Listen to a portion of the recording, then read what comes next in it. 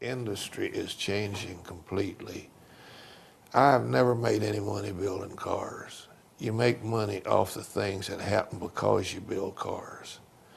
Because there's no way that I can go out there and compete against, Ford or anybody else as far as just building cars. But we build things that make a statement that you would want to run on a cover. Mm-hmm.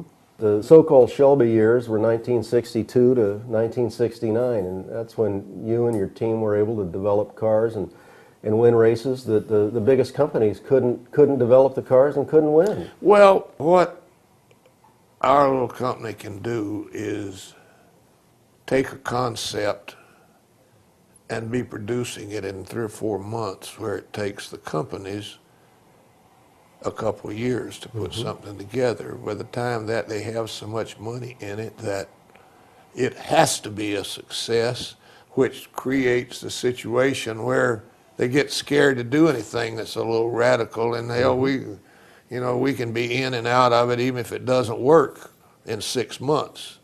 So that's the advantage of our little deal in being in partnership with Ford. Well, when the Mustang came out in 1964 and you had a look at it, I remember you calling it a secretary's car. And essentially you transformed what was a facelifted Falcon with hardly any time and hardly any money into an SCCA champion in a period of months. Did you ever think that car would turn out to be probably the most iconic and collectible American sports car from the 60s? I never dreamed that it would be, and I never realized that it not only would be that, but the 1965 model, you needed to keep Preparation H in the right seat, because it doesn't ride very smooth. But the way that thing came about was a bunch of the guys at Ford in the racing department then, in what I call the golden years of performance, was the 60s as far as I'm concerned. And they went back to John Bishop, SCCA, and they says, they couldn't pronounce homologation, but they wanted him to approve what they wanted to do, and which makes it, regulated, or makes it a production car in the eyes of the Federation. And he says, no. That's when he called me, and I'd known John for years. And what I did is I just picked up the phone. I said, John, they want me to make a sport car out of this. Now, God damn it, I can't take any crap out of you. I understand that you turn those guys down, and I don't know why. But tell me what I got to do it. I just have to do it.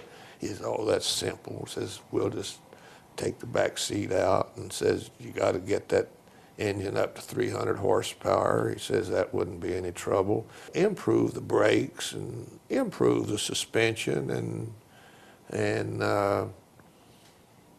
as I said, take the rear seat out. And so we did those things. Chuck Cantwell did it, and all I ever tried to do was pick the people that know how to do it, because I can't build a car. Hell, if I put an engine together, it wouldn't run. Well, you certainly had a team. I don't care if the world knows that.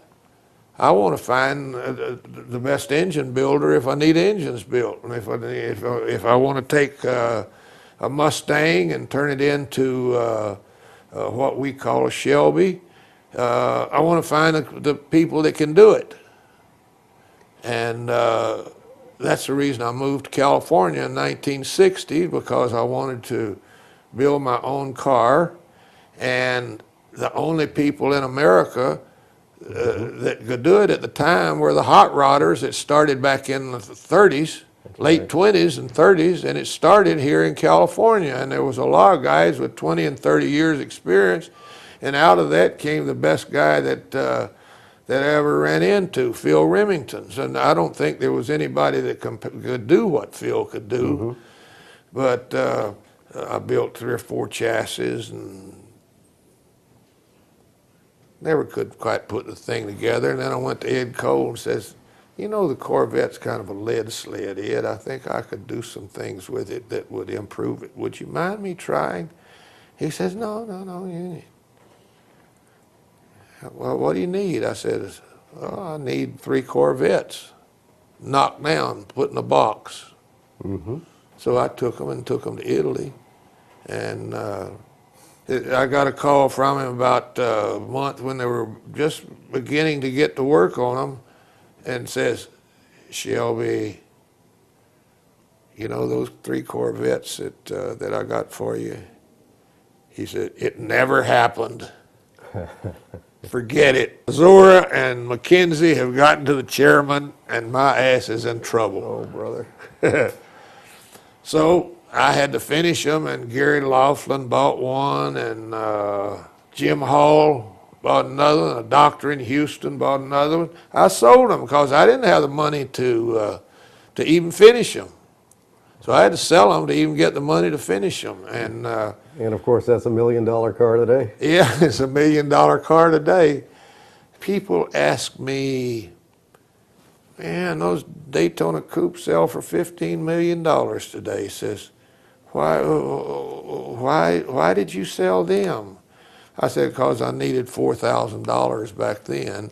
And I said, besides that, when we built the Daytona coupes and went out and won the world championship with them, used race cars then were obsolete, not worth anything. There's a Ferrari that I drove, a 49 Ferrari, that a friend of mine has in Denver, that probably worth $15 million now. Yeah. That I turned down buying for $3,500 after I'd driven it in 1966 and 67.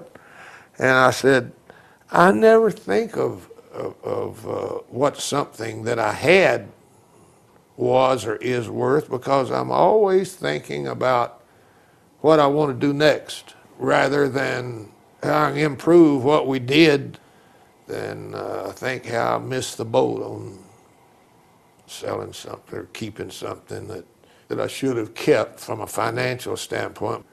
That's always been one of my problems, making a lot of money. I know a lot of billionaires that have, I got guys that have 100 of my cars, and to me, money grubbers are not very happy people. Mm-hmm. The happy people in this world are the guys that go do what they want to do, and in some way they figure out how to make a living out of it. And that to me is kind of the way I've always been. I've made enough money that I survive, but I'll never be a wealthy man. And I don't care whether I'm a wealthy man or not. It doesn't make any difference to me. Then I just go off and buy a bunch of shit I didn't need. Well, I'll tell you, wealth or no, you've got a legacy that certainly stands at the pinnacle of achievement in the automotive world. You've developed some of the most fascinating and competitive cars over the last 50 years. You've done some incredible racing, and you've done some things outside of the automotive field too, with your Children's Foundation and an chili awful lot. business, which I and sold. The chili business, and the chili business. Yeah, things like that. I just see something and say, hey, that might be fun to try that. Well, what's And fun? let me tell you, 85% of them don't work. Well, I guess it's the 15% that do that turn out to be memorable. But that doesn't make any difference. If something doesn't work, I always look back on it. Hell, it was more fun to try and to fail than it was not to have tried it. That's right. I want to thank you for your time, Mr. Shelby. It has been an absolutely exciting day at the Quail. More exciting because of this interview and the opportunity to see all those great Shelby Mustangs on the field. Thank you. You guys have a great publication, and I want you to know I'm honored, because you and I talk about this and we get together every once in a while, and I don't guess you're going to print this, but you're a great interviewer, and I really enjoy working with you. Well, I've been print that though, will you? Well, and I'm going to tell you, I've been looking forward to this interview ever since we were able to set it up. Thank you, good. Scott, for that. Okay. And thanks for your time. You're really welcome. and truly. I really enjoyed it.